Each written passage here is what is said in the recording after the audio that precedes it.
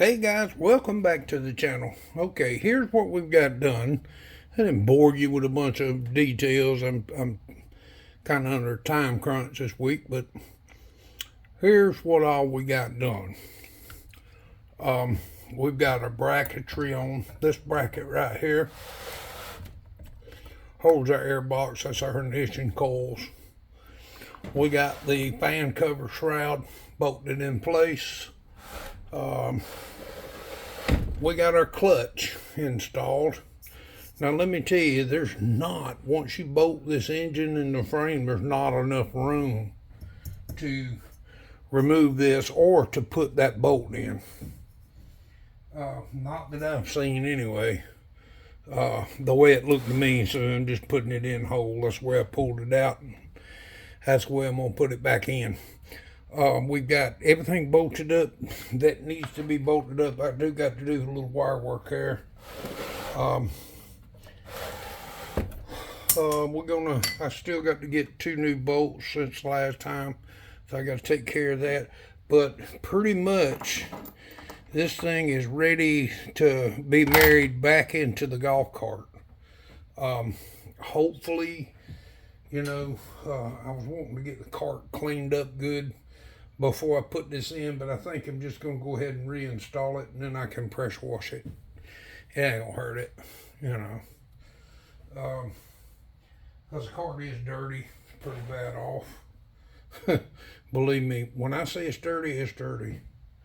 But we do have a few gaskets left in our kit, and what's got to happen is I got a new valve cover, because I'll be pulling that valve cover once we crank this thing up and we run it. What we're going to do is I'm going to take and kind of do the break-in period, just kind of let the rings get broke in, all that kind of good stuff, and then I'm going to change oil again.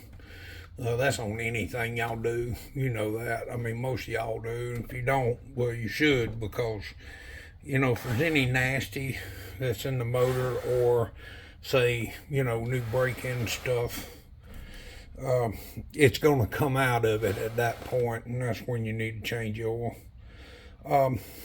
This has been a really cool and a really good build. This is the first one of these Robbins engines that I've tackled, and I couldn't have done it.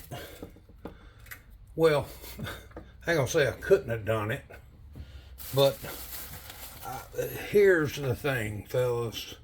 Buy you the actual manual shop rebuild, engine shop rebuild from Ezgo. There's a number on it. You can get these online pretty cheap.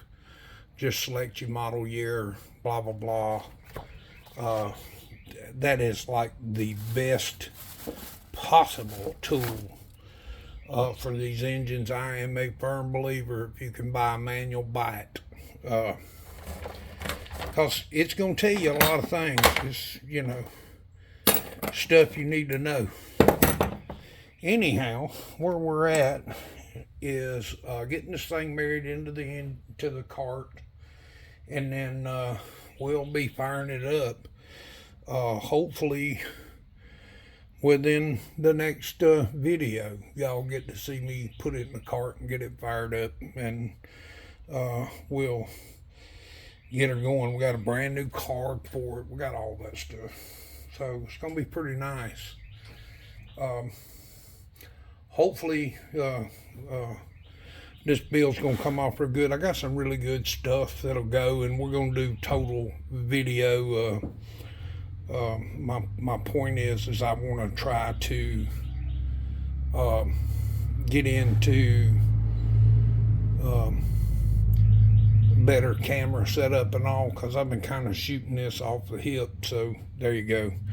I'm working on toward that stuff. You have to have a minute to slow down, which I've got some minutes coming up, but right now I'm pushed pretty thin.